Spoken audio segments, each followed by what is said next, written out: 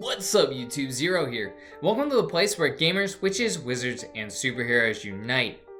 That's right, we've made it! We are taking on Yagak in the final boss battle in Outriders.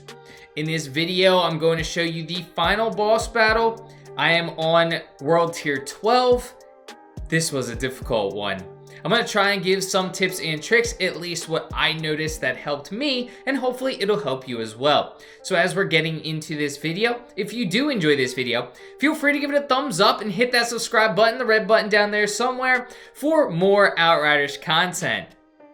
Without further ado, let's get into the video. So, we've made it. It's Yagak. It's the final boss battle. He has a few tricks up his sleeve, and this is going to be much different from the first time we faced Yagak.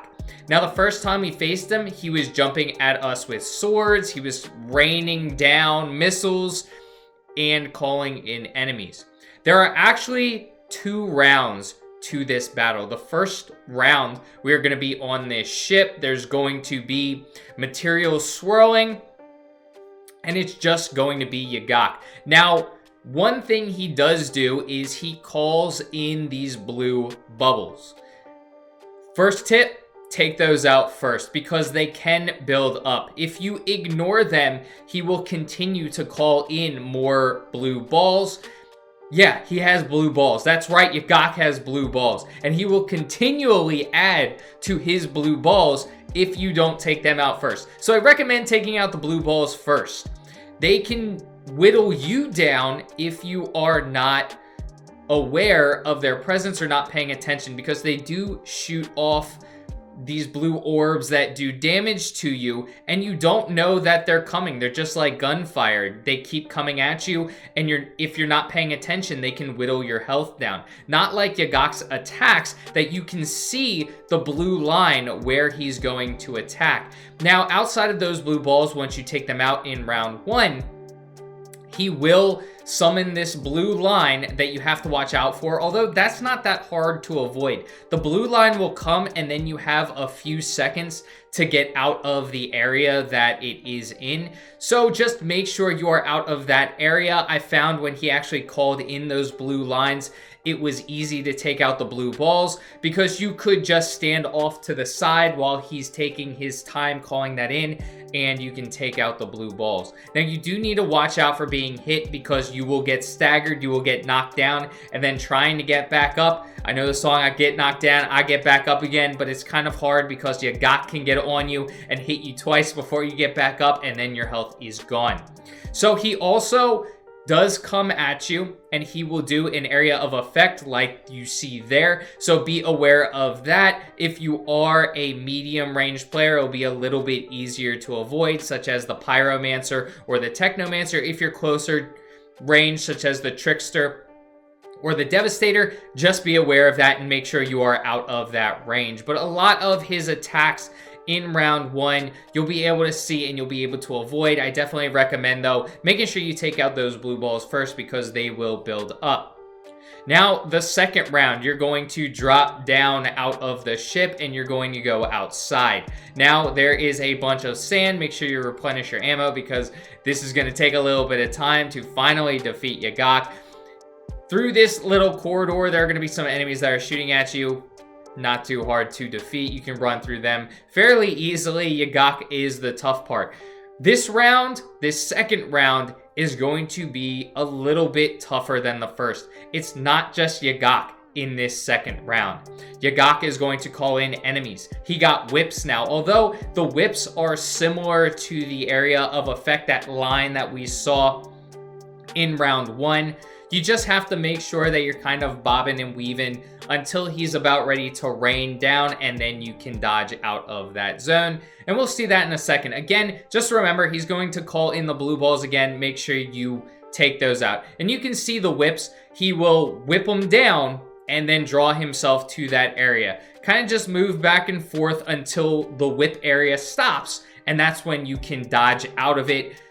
Just make sure you're not getting caught because that can do a ton of damage. Now, he will go into a little shield and call in some backup. So, like always, like the blue balls, take them out first. You don't want to have to deal with multiple enemies at once. Just take them out early and then deal with Yagak. Hit him when you can. And like in the first round, he'll call down this huge area. Most of the time, you should be able to dodge it. But again, make sure you're taking out the blue balls first. Then when Yagak calls in other enemies, make sure you're taking them out. And then just try and stay out of his range, because he will use the whips to his advantage if you are within his range. If you're one of the closer range classes, then I probably recommend getting behind him, trying to avoid those as much as possible.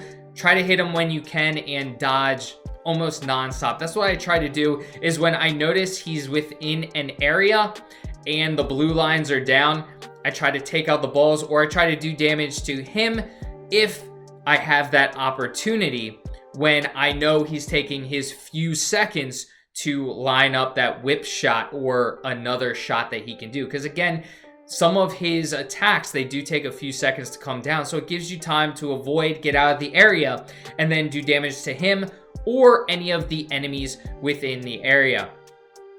If you are a pyromancer, like always, I've said this in some of my other videos, if you're having trouble with a boss as the pyromancer, just equip Feed the Flames, because Feed the Flames can replenish your health, as opposed to other skills which will do more damage or help you out. But if you're not healing up and you're pretty bad at avoiding his attacks, like there, he did do a lot of damage with one attack, I can use Feed the Flames to gain my health back, which is good, as opposed to not being able to do that and then one more hit could kill me. So if you're bad at avoiding his attacks and you want to make sure you're at full health, I would recommend equipping Feed the Flames. It's a very good ability. You can also inflict Ash on him, and I have this Ashbreaker build, which I'll leave the link in the description for my Ashbreaker build, which I actually used to take out Yagak. It's an amazing Ashbreaker build. I prefer to kind of slow him down by using Ash as much as I could.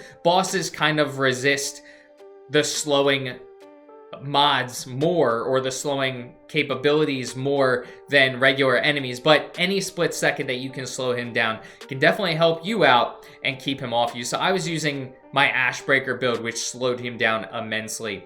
But overall, this is definitely a tough battle. It took me a few times to finally be able to get to him, but I was finally able to defeat him. I was jumping for joy after I finally took him down and beat the game in the Humanity quest. So this is it. This is the final battle. After you beat this, you are finally able to do expeditions at the end of the game, which is absolutely fun to do. I do hope you enjoyed this video. We are getting down to the end. Hopefully this helps you out, and hopefully you can defeat Yagak in this final battle. I hope you have a great rest of your day. Until next time, peace.